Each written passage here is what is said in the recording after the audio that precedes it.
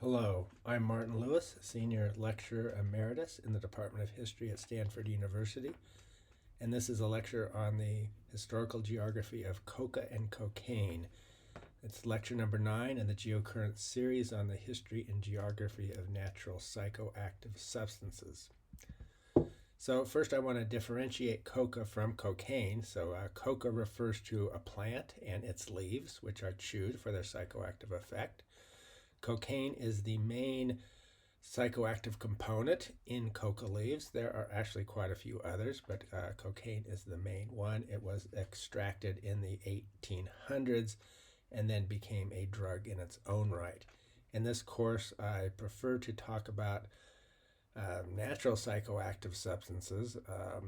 Coca is certainly one of them. Cocaine, because it's produced by the plant and is extracted from it, I will regard as at least a derivative of a natural psychoactive substance, so I will discuss it. But I won't discuss, for example, methamphetamine, which is not known in nature, only produced in the lab. I will briefly mention it, but I won't go beyond that. And to start with, it's very important to note that cocaine is vastly more dangerous and addictive than chewing coca leaves or drinking coca tea. The latter is a mild stimulant, the former a dangerously potent one.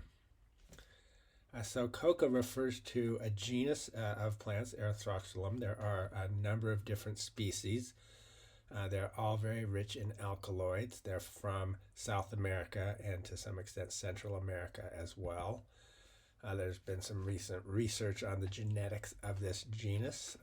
You see the map there shows a number of different species and their range. So it's the northern part of South America, southern part of North America, into the Caribbean where you find them. 2 of the species have been domesticated. Each of them have a couple main cultivars, which are distinctive in their growing habits, what they're adapted to, and so on. Coca was domesticated millennia ago, quite early, and none of the 4 cultivated varieties are grown in the wild. They're only produced by human beings and spread by people. As I said before, there are many alkaloids. There's a real odd thing about coca and cocaine, though. Most of these alkaloids, including cocaine, are what is known as tropanes. You could see on the left that coca also has nicotine in it, though that's not the main psychoactive substance. Lots of plants have, quite a few have nicotine, but in relatively small quantities. It's the cocaine that is what does the trick, if you will. But the odd thing about the other tropane alkaloids is they're all associated with drugs that are classified as deliriants, that are hallucinogenic, and which the hallucinations that one experiences are not necessarily distinguished as unreal, unlike a so-called psychedelic drug where the hallucinations are more lucid. One is aware that one is hallucinating. And these are the classical drugs of so-called witchcraft, for example, like mandrake and henbane and nightshade. Coca's in that same group, but yet has very different effects, which is intriguing. Coca use before 1500 was restricted to the Andean region. I have some question marks because it may have extended into the Amazonian basin. That's unclear. There certainly was a lot of contact between Andean and Amazonian people.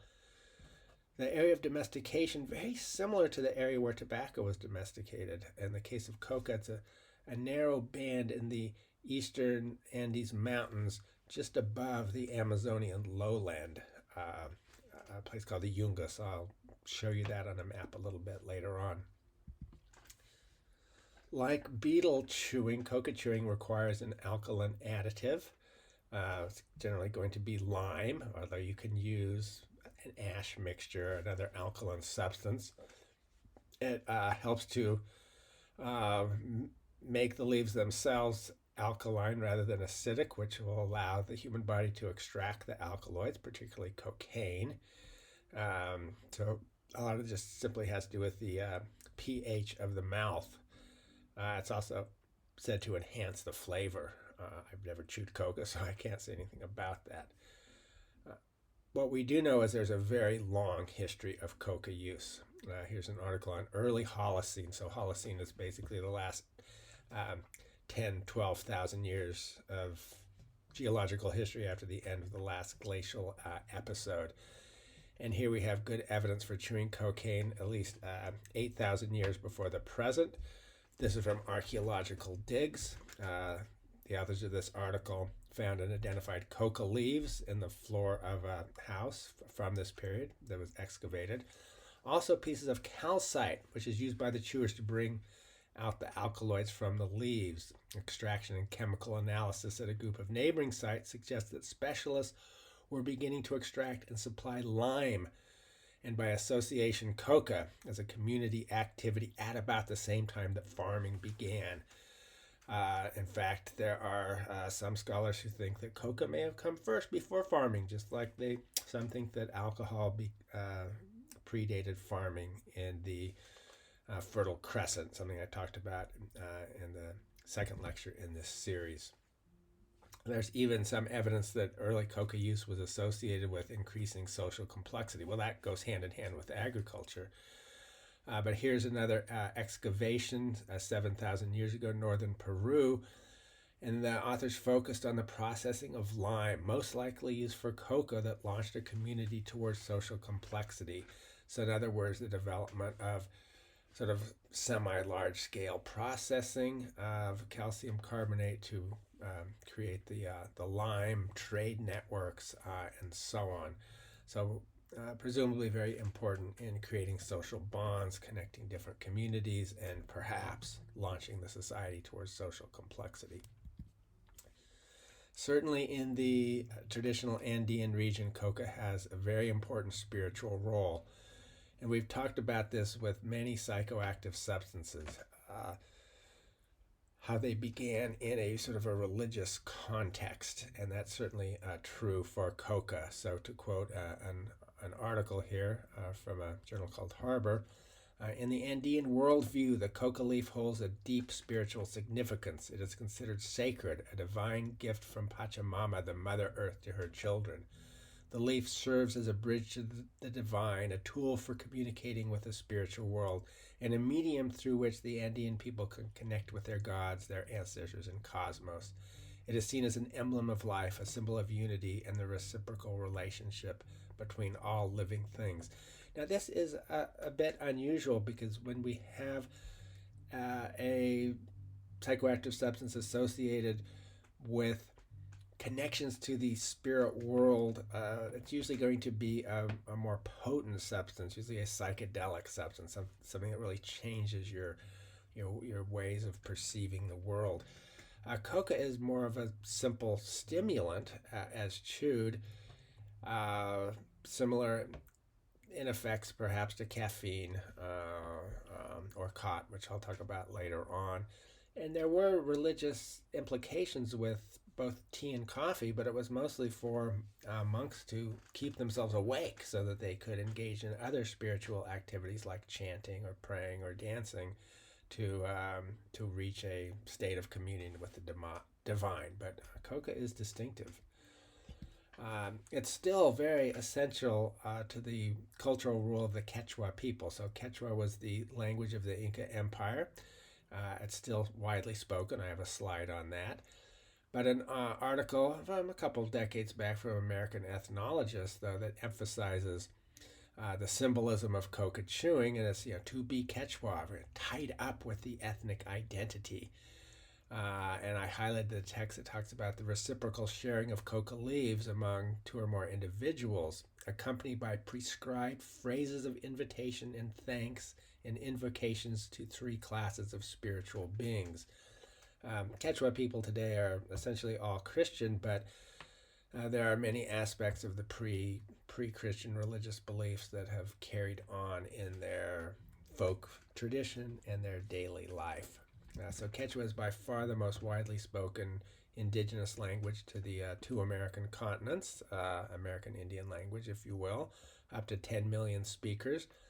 It now has official status along with Spanish in Peru, Ecuador, and Bolivia. Actually, in Bolivia, I think there are a few dozen languages with official status. The different dialects are now almost not necessarily even mutually understandable. So some linguists say Quechua is more of a language family than an individual language. But anyway, back to coca. It was historically cultivated and presumably domesticated in this narrow Yungas region, which is where the very humid Amazonian lowland butts up against the very precipitous slopes of the Andes Mountains. So it's much wetter than other parts of the Andes. Slopes are often steep. We can see some rather extraordinary agricultural terracing to allow cultivation in these steep areas. If anyone has gone to Machu Picchu, they're familiar with this environment. So coca's strongly associated with the Inca Empire, but the Inca Empire was quite a recent construction of the late well, mostly of the 15th century, the century before the Spaniards got there. There had been a long heritage of variety of different states, city-states, empires, and other formation in the coastal region of Peru and down into a little bit into Chile, mostly focused in Peru, as well as in the highlands and the plateaus beyond that. So this is actually some of the first urbanism in the world was found in this region, right about the same time where the Sumerians in Mesopotamia were building cities. Cities were being constructed in this region. So it was an old civilization. The Incas were sort of upstarts in a way, but they carved out a very extensive empire, by far the largest that had been in this region, in the 15th century, and then that was overthrown in the early 16th century by the Spaniards. But you can see extended all the way from Quito and what is now Ecuador down into even into central Chile, but mostly focused in the highland region. And coca was very important in the Inca Empire, and the traditional view is that it was mostly the elites who chewed it, or the military, but it was also given to people who were engaged in particularly arduous labor, and commoners could have it at festivities and ceremonies, but tightly controlled by the state. And I should say the Inca Empire was a very tightly integrated state for the 15th century, actually one of the most integrated states in the world. So one thing the Inca did was had a lot of mandatory labor service for peasant people, for building the roads and bridges necessary to integrate this very large, far-flung empire. And the bridges were basically suspension bridges built with cordage, which had to be replaced. But there was a lot of building of temples and fortifications, irrigation networks, agricultural terraces, and a lot of this was in this almost military style forced labor, almost sort of a labor tribute that people had to provide. And, a lot of early modern and medieval states had this corvée labor system, but the Inca probably had it more developed than any other state. So anyway, the historical interpretation is that in the Inca Empire, coca was restricted, mostly for the elites or for things like this corvée labor or the military, but not much part of everyday peasant culture. Yeah, maybe at ceremonies. This is being reconsidered. So from the Encyclopedia of the Incas, I will quote, when Felipe Guaman Poma de Ayala depicts rulers, queens, and military leaders carrying coca bags, his chronicle also includes a drawing of simple farmers, horticulturalists, sharing coca leaves, and we can see the illustration from this. So I had to talk a little bit about Guaman Poma. Fascinating individual. He was a Quechua noble. When the Spaniards conquered the Inca Empire, they did not dispossess the indigenous nobility. They created a sort of a parallel system with the Spanish above them, but in the countryside, the nobility continued to have traditional privileges. This lasted until the late 1700s, when there was a very large rebellion by Quechua people led by their indigenous nobility under Tupac Amaru. When that rebellion was crushed, that pretty much put an end to the Quechua nobility, and the Quechua became a peasant people. But there was a long period of time where you had these Quechua nobles who were privileged in their own society. Many of them, like Guaman Poma, were also educated in the Spanish system. I believe he was educated by Jesuits. I would have to check that. But he was bicultural, bilingual, and he wrote a very extensive work to denounce Spanish colonialism and to show the damage that had been inflicted upon the Quechua people, which was sent back to Spain. It sort of languished in an archive, was eventually sort of rediscovered, and there's a lot of scholarly attention to it now because it's very detailed depiction of Quechua society, but it also has a world map, and it's a fascinating view of this bicultural conceptions of a highly educated person. And in his work, you can see, common people, peasants, they're chewing and sharing coca. Anyway, when the Spanish come in, their first idea is to eradicate it. Spaniards were very opposed and horrified to most psychoactive substances they found, from tobacco to a variety of psychedelics. Eventually, they determined they couldn't do that, so they tolerated it. Before long, they were exploiting it. In other words, using it freely for workers in their silver mines, deeply exploited workers who had to do incredibly arduous labor deep underground to mine silver, which was the lifeblood of their entire colonial venture. And then eventually they commercialized it too. So our key to this whole process were the silver mines of Potosi, by far the world's largest early modern mining operation, the Mountain of Silver, located at 13,000 feet elevation. There were some 13,000 laborers conscripted every year. Many of them died underground. It was devastatingly difficult and dangerous work. It took a huge kind of economy to support this, with mule trains and bringing food in from lower elevation areas. But the Spaniards quickly learned that that these workers could work longer hours and more productively if they were chewing coca, so the Spanish were certainly keen to allow that. Anyway, coca chewing remained ensconced in popular culture in the Andean region and is legal. You can see in Colombia, Ecuador, Peru, and Bolivia, and in a few provinces of Argentina and Chile that are part of that sort of Andean region, or where people from the Andean zone have moved in. And if you go to, let's say to Cusco, Peru today, you'll find coca leaves are readily available in markets to be chewed or to be turned into tea. And you could buy the leaves, or you could buy prepared leaves here, and in various different forms of coca tea. And it's not just tea and chewing the leaves too. I mean, all sorts of coca candies. And in fact, tourists who come into a place like Cusco, at very high elevation, kind of elevation that can give people who are not used to it altitude sickness, they're often advised to chew some coca candies. That will help. Bolivia even now has a coca museum to memorialize it.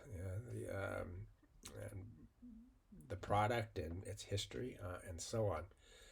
And they've had to fight against the UN and the International Narcotics Control Board, which has been pushing for coca prohibition for decades.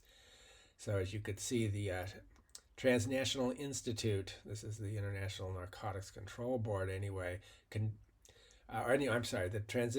Transitional Institute is something different, but the Transitional Institute condemns the decision by the International Narcotics Control Board in their 2007 annual report, which calls on countries to abolish or prohibit coca leaf chewing and the manufacture of coca tea. When the INCB came up with this policy, there was deep resistance in the Andean countries, particularly in Bolivia. And this and similar things were helped lead to Evo Morales who began his career as a cocalero. In other words, he was a coca leaf picker and a labor activist in the Cocalera Union, to actually go on and to be democratically elected president of Bolivia multiple times. He was president from 2006 to 2019. One of his supporters is currently president of Bolivia. And this was a huge change. Bolivia had been dominated by people of primarily Spanish descent. Evo Morales himself is a Aymara Indio, indigenous background. Aymara, another Andean language. Quechua may have 10 million speakers, but I think Aymara has about 2.5 or 3. Anyway, it was a huge change in Bolivian politics when a Aymara Indio and a Cocalera labor activist becomes president. But he's fairly successful as president and is much beloved. He has plenty of opponents too, I should say. Anyway, the United Nations had been pushing a coca ban since 1961, and in 2012 he went to the UN and chewed coca in front of the other delegates, saying, "We know that cocaine is derived from a part of the coca leaf, but we are not part of cocaine culture. The consumption of coca leaf dates back at least 3,000 years before Christ. Now we are 2,000 years after, and how can you abolish it in 25 years? Knowing that coca leaves are not harmful to human health, the chewing of coca leaf itself is like this. He puts it in his mouth and chews and gets applause from the audience, and it doesn't cause harm to anyone." And he was eventually victorious. In 2013, Bolivia was reinstated to the UN Convention on Narcotic Drugs, which it had been expelled from, and the UN is no longer pushing for this. Interestingly, there were objections to this move from the United States and other countries. Under the Morales government, he began encouraging coca products. Make more things out of it. In fact, make a kind of Coca-Cola out of it. I'm not sure how to pronounce that, but anyway, the original Coca-Cola in the United States had cocaine extract in it. So they're now making a Bolivian energy drink based on coca extract with cocaine in it. Not much. It's nothing like snorting a line of cocaine, but it is legal and is part of this process of Bolivia reclaiming coca from cocaine, if you will, and maintaining that it's deeply rooted in the culture and can be harmless or even beneficial. So, as I've mentioned several times before, it's really important to distinguish. Here's just one way of appreciating this: is one line of powder cocaine has about up to 30 milligrams of cocaine, and the body absorbs it really fast. That's one reason why it has such a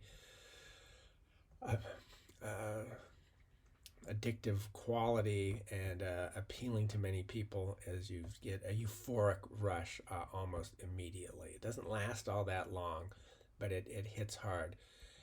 Whereas a cup of cocaine, you're getting much less, maybe 4 milligrams, but it's going to be absorbed over hours rather than really quickly, and so it has very different effects. It's sort of similar to microdosing of psychedelic drugs. Perhaps that may be one way of thinking about it. In fact, coca chewing has even been used as a therapy for cocaine addiction, and this is somewhat similar to using methadone for heroin addiction. Methadone is an opiate, but doesn't have the psychological effects, or maybe even a nicotine patch. So here we have an article from the National Library of Medicine: coca leaf chewing as therapy. Well, how did cocaine spread? Interestingly, it was originally promoted as a medicine. I'm talking about cocaine itself. So in 1855, a German chemist, and I should say this is at a period when the Germans dominated chemistry, and they're really interested in isolating active ingredients, isolating morphine and codeine from opium, and isolating, cocaine from coca. And just 5 years later, an Italian neurologist begins to promote cocaine use. He tried it, and guess what? He liked it. And it's a rather extraordinary statement here. And I'll read it. I just find it staggering. But he says, I sneered at the poor mortals condemned to live in this valley of tears while I, carried on the wings of 2 leaves of coca. Now, I should, in an aside, he must mean the cocaine extracted from those leaves. And it seems like you need a lot more than 2 leaves, so I'm suspicious of that. But anyway, with cocaine, I went flying through spaces of 77,438 words, each more splendid than the one before.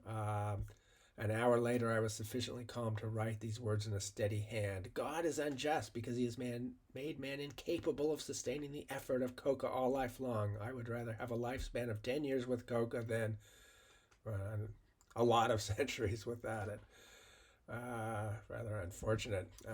Anyway, and then about the same time, a chemist, Angelo Mariani, commercializes it and creates Vin Mariani, which is basically, French wine tonic. It's wine with cocaine in it. And this was advertised widely. You can see here for supposed medical reasons, and His Holiness the Pope was a proponent of it, at least for a time. And this helps launch cocaine into the popular consciousness, and it's before long is used for all sorts of ailments. We can see here cocaine tooth drops, instantaneous cure. This is for children with toothache, or cocaine tablets for colds, cold sores, throat, nervousness, neuralgia, headache, sleepiness, dyspepsia, indigestion, heartburn, and flatulence. Used by vocalists and actors. Nasal tabloids, used for asthma, hay fever, cold in the head. The ointment for burns, scald, sunburn. I should say, too, cocaine is an analgesic, so as an ointment for burns and scalds, it would be effective.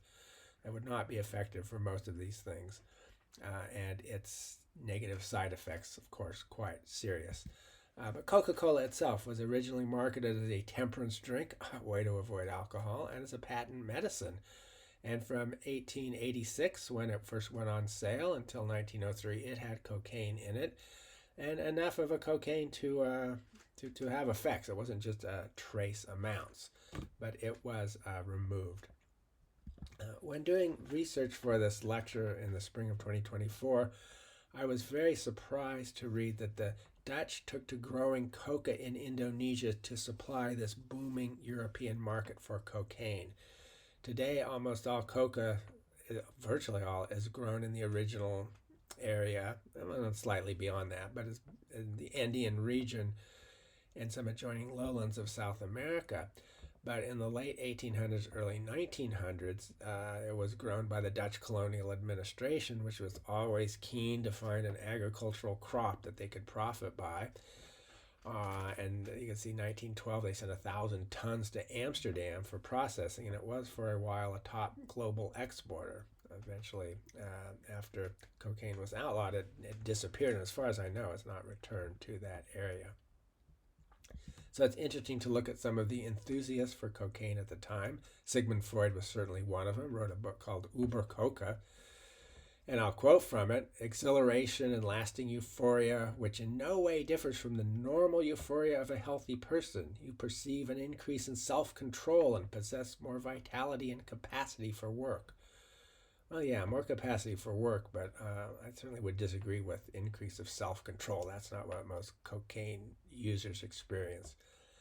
Back to the quote. In other words, you are simply normal, and it's hard to believe you are under the influence of any drug. Again, I would disagree with that. Long, intensive physical work is performed without fatigue. This result is enjoyed without any of the unpleasant after effects that follow exhilaration brought about by alcoholic beverages. No cravings for the further use, and on and on. Well, that's not exactly true, and like I say, he was a cocaine enthusiast until he wasn't. PBS NewsHour on cocaine, how the miracle drug nearly destroyed Freud and others.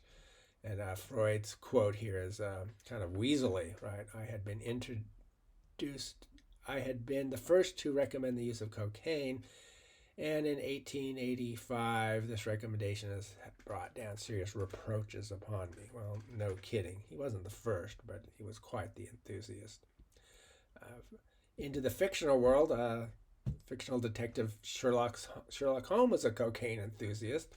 I won't read from that. You can go back and look at the slide and read if you want. But again, until he wasn't. So in one of the later works, The Adventures of the Missing Three Quarters, Dr. Watson states, "For years I had gradually weaned him from that drug mania which had threatened once to check his remarkable career. Now I knew that under ordinary conditions he no longer craved this artificial stimulus, but I was well aware that the fiend was not dead, but sleeping." A pretty good description of addiction. By 1900, there was a cocaine crisis in the United States and in Europe. Lots of people were using cocaine, and lots of problems were resulting. Well, I'm not going to go into all the dangers. I think they're pretty well understood. But a 1903 comment from the Commission on the Acquisition of the Drug Habit declared cocaine, once favored by upper-class professionals, was by then being used mostly by, quote, bohemians, gamblers, prostitutes, burglars, racketeers, and pimps. So this is actually a very common occurrence in a lot of psychoactive substances. Many of them have started as an elite drug and have moved down the social hierarchy, certainly tobacco.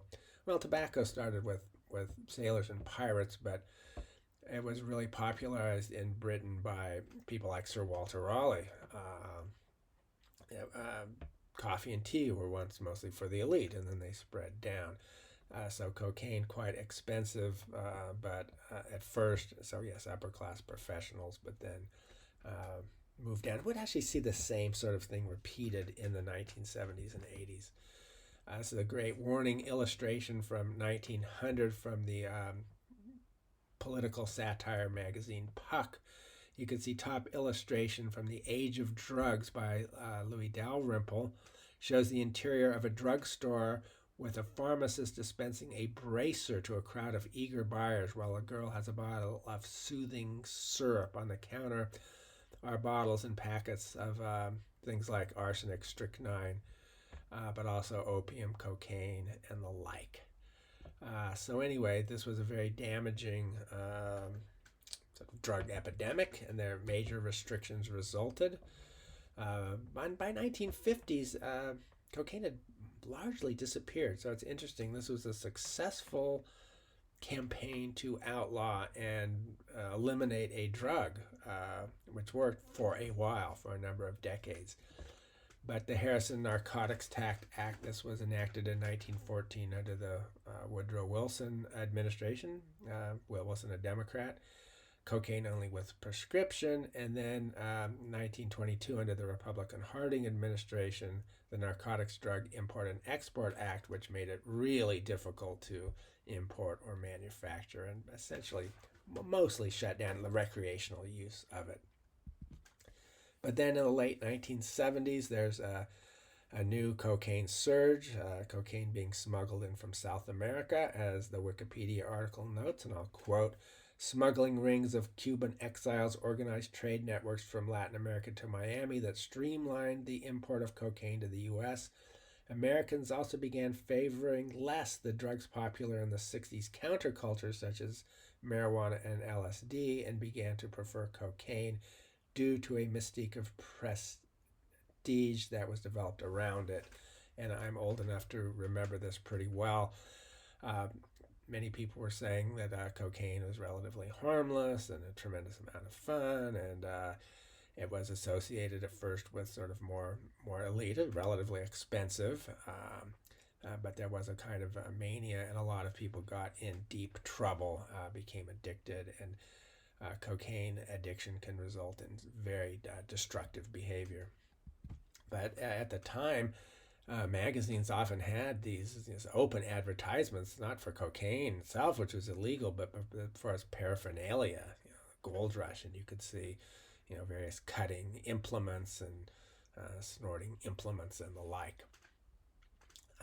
Things intensified greatly in the 1980s with the development of crack cocaine, which can be smoked, whereas powdered cocaine is generally sniffed up the nose, snorted, although Sherlock Holmes didn't exist, but Sherlock Holmes was injecting it, so it certainly was injected as well.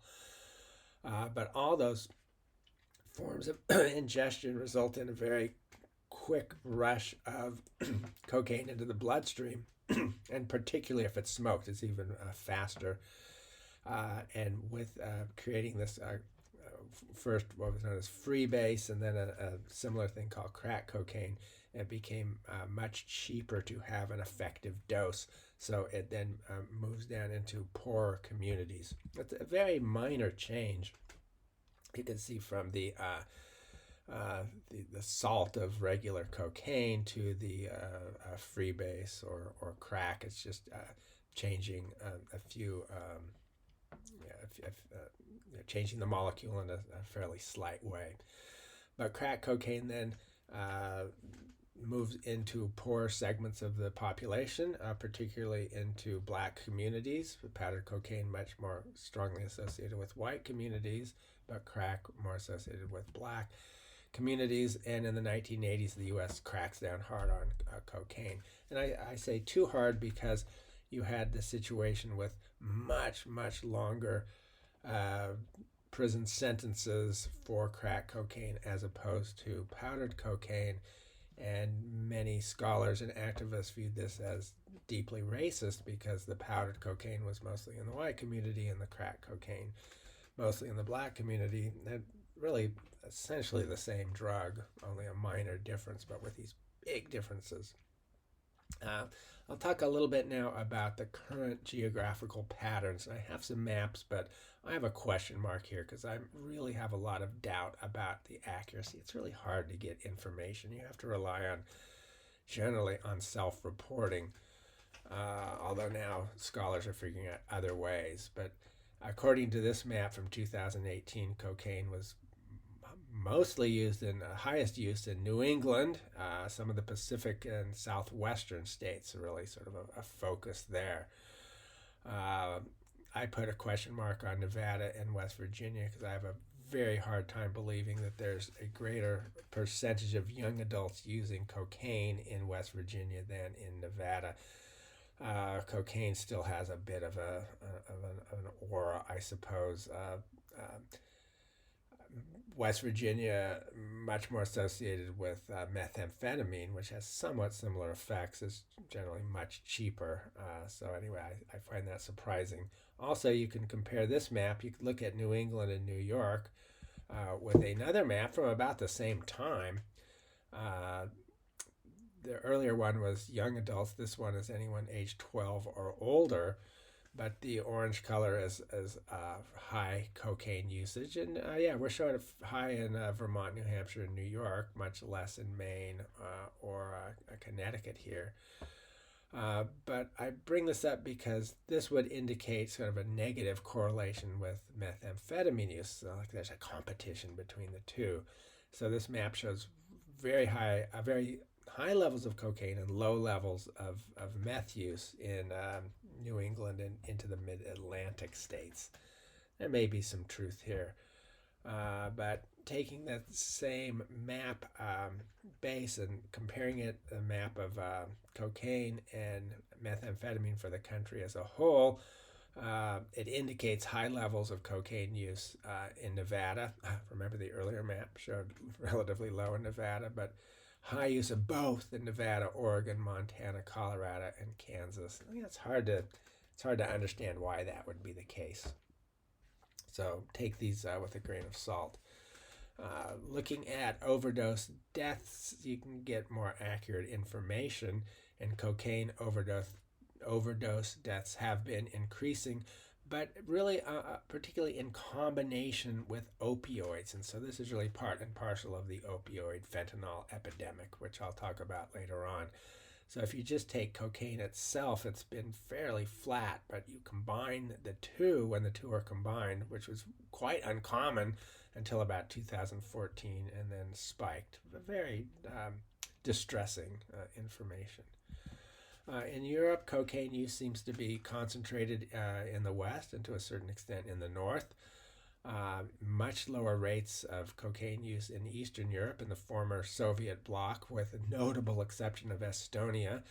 So Estonia has a pattern more similar to Western Europe. Also in Western Europe, how much higher it is than the UK as opposed to other countries. And again, take this with a grain of salt. It's hard to get good information. But I'm not too surprised about Estonia. It's by far the most successful of the former Soviet republics. It has a very healthy, high-tech economy. It's very globalized, a tremendous amount of English speaking, real close connections with Finland. And so it's not particularly surprising that it would have higher levels of cocaine use. And again, just to talk about the coke meth discrepancy, you could see that for methamphetamines and amphetamines in general, more concentrated in the East than the West. So West, more cocaine. A number of Eastern European countries, more meth. And supposedly meth labs are concentrated in Czechia or the Czech Republic. I have a hard time understanding why that would be the case, but I've seen that in several sources. Anyway, back to cocaine. Cocaine use currently is spreading in rural parts of Europe, and we know that from wastewater evidence. So you can actually go into sewage and you can find metabolites of things like cocaine, and you could get very accurate information. So to read the quote at the bottom here, contrary to previous years, in most countries with multiple study locations, no marked differences were found when comparing large cities to smaller locations. Again, fairly distressing. Back to South America, this is the area of, well, coca origination and coca cultivation today, and the manufacture of cocaine from it. So the earlier maps showed the Chapare Valley in Bolivia and the Yungas in Peru. In more recent decades, it's moved extensively into Colombia. And I put a circle around the lowland area because it's not just in the highland, the traditional zone of growing coca, but now down into the Amazonian lowlands, which are vast and often many areas very remote. And so what coca growers have been doing is breeding. Like I say, there's 4 different varieties, 2 species that are used, finding the cultivars that are adapted to the lowland rainforest area and growing it there. So that's been a big change. It's made it much harder to try to reduce or stop cultivation. And in Colombia, by the 1990s, leftist revolutionaries controlled much of the country. So the map on the left shows the FARC, a major sort of Marxist revolutionary organization seeking to overthrow the government. In 2013, it controlled large areas of Colombia, both in the highlands, but also in both the Amazonian and the western lowland areas. It was essentially FARC terrain. The government just backed off and let FARC essentially have sovereignty over these regions. That strategy backfired, and the government changed and sort of went to war against the FARC again. And you can see by 2013, its territory was reduced. But it went from a revolutionary group. Well, revolutionary groups seeking to overthrow a government have to finance it somehow. We'll look at Southeast Asian ethnic insurgencies financing their operations through opium and heroin and now other drugs as well.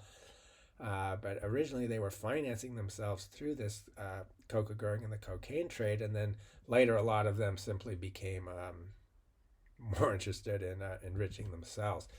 Ironically, as the FARC spread in Colombia, you got the formation of right-wing paramilitary groups organized to fight them. Guess what? They also turned to cocaine.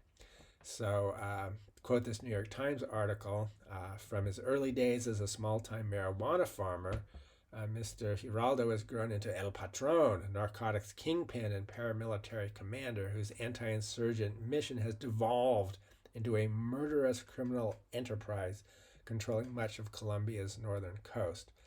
And now, to make it even, let's see, you can see that's an article from 2016. Here's a New York Times article from 2022.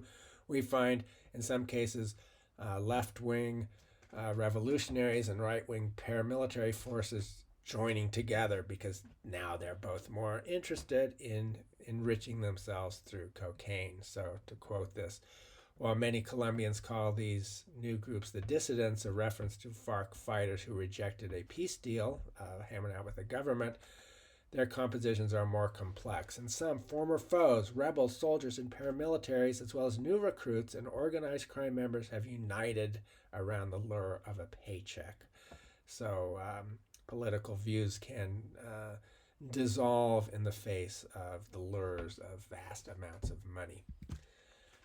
Because of the burgeoning cocaine exports from Colombia, the United States worked with Colombia, what was called Plan Colombia, to eradicate coca growing. That was the plan in Colombia. So to quote Wikipedia here, Plan Colombia was the United States foreign aid, military aid, and diplomatic initiative aimed at combating Colombian drug cartels and left-wing insurgent groups in Colombia.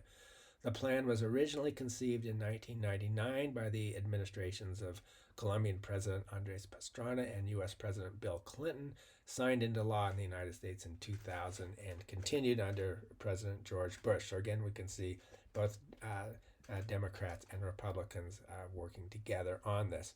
Plan Colombia involved massive amounts of the spraying of glyphosate or Roundup, main herbicide, in very remote areas. So send in the planes, locate coca growing areas, and douse them with Roundup. Now, there are huge debates over the dangers of this. Here's a Harvard International Review article on aerial fumigation in Colombia, the bad and the ugly. So, as it says here, the U.S. EPA published a report saying that Roundup or glyphosate is not a carcinogen in humans. There's no major risk, at least cancer risk. But as the article says, the side that views it as a dangerous chemical has convincing evidence, and people who have actually experienced fumigation unanimously say it's destructive. Even if it doesn't cause cancer in humans, it's in the environment, it's killing crops, it's causing all kinds of mayhem. And it was not been effective, or Plan Colombia was not. And who knows? I mean, these are figures you have to take with some skepticism. But this is from a Wikipedia article on the subject, and it has this category of coca left over. So you had areas that were fumigated, and you take away the total cultivation area that's left, the coca that has not been eliminated. According to this, pretty much stayed the same. These are very iffy numbers, but as Wikipedia goes on to say, either Colombia has returned to the 2002 level of coca cultivation, or the reductions reported in 2002 and 2003 were false due to poor measurement. Well, eventually, Colombia ended aerial spraying. You could see here 2015 defying the United States. It halts its aerial spraying of crops used to make cocaine. Crops, well, that would be coca. And note, this is 2015 under the Obama administration. The U.S. was still pushing Plan Colombia. But Colombia eventually found it as too destructive and pulled out. Also, things were happening like herbicide-resistant coca plants. Wired had an article on the mystery of the coca plant that wouldn't die. So one thing that happens when you use a lot of herbicides, there's very strong selective pressure for the development, evolution of variants that are resistant to it, and so that has happened. So Wikipedia actually has an article on Boliviana negra, or which would be literally black Bolivian, also known as super coca or la milenaria, form of coca that is supposedly resistant now, purportedly. So there's some doubt about this, but we don't really know how much has been cultivated. But it does look like coca cultivation is back even higher than it had been here. We have up to 2019, and you can see aerial fumigation disappears. It's replaced by manual eradication or substitution, which is, manual eradication, vastly more expensive and labor intensive, difficult to do. Substituting another crop, well, it's hard to get another crop that's as profitable, so that's difficult to do. Whatever we want to say, cocaine smuggling is a huge business. I picked this slide because I originally gave the lecture in the continuing studies class at Stanford University, where these lectures derive, in late April of 2024. And so this was a very recent article at that time, with Swedish customs agencies seizing 1.4 tons of cocaine. I mean, just massive quantities. And another thing that has been happening is different organized criminal groups moving in. And so for Europe, at any rate, it's new Serbian and other organized criminal networks from the Balkans. So Balkan traffickers have mastered the logistics of smuggling cocaine from South America to Europe.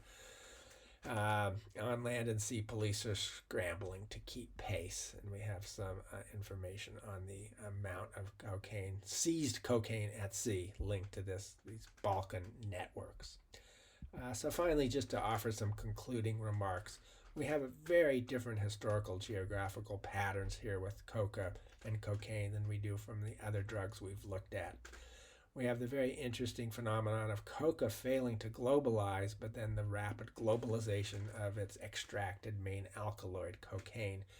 I suppose the best comparison here would be with opium. So opium is a natural, it's a plant, and you take its latex, and it has a variety of different alkaloids, and they are traditionally eaten or smoked, actually vaporized. We'll talk about that later on. And then in the 1800s, its main active component, morphine, as well as codeine, were isolated, and then morphine becomes more dangerous than opium, or more addictive, more prevalent. The differences there are not great, because opium itself is deeply addictive and highly problematic, whereas coca, leaves being chewed or consumed as tea, maybe slightly addicting to be sure, but not really a problem. Whereas opium in its raw form was a problem.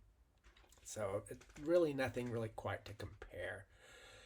And also the drugs we've looked at so far, well, alcohol obviously causes deep social problems, or can, and has for a long time, although it also has benefits, whereas cocaine from the initial period caused major social problems. Although proponents said that it had benefits, those were really fleeting and almost always accompanied by addiction, overuse, devastation, and so on. Cocaine is also associated with, obviously, with crime and political instability, as we saw in the case of Colombia. Now, certainly we don't have big crime problems with tobacco, with tea or coffee. With tobacco, we do have a lot of smuggling, which I did talk about. But the social and sort of criminal justice issues are vastly greater with cocaine than with the other substances we've looked at. Now, when we move on to opium and morphine, we'll see something similar, and I'll just very briefly touch on heroin, which is not a natural substance. It's created in the lab, but it's derived from morphine, or fentanyl, which is just totally created de novo in the lab. Well, the problems are even worse. So in both these cases, we have the problem of increasing potency linked to increasing social problems. So that is all for coca and cocaine. I will give a lecture on another stimulant, another chewed one, which is khat, which is also not globalized. It has remained in its main area of consumption, the Horn of Africa and across the Red Sea into Yemen. And that will conclude the section on stimulants. After that, I will probably move on to opium and morphine. Thank you for listening.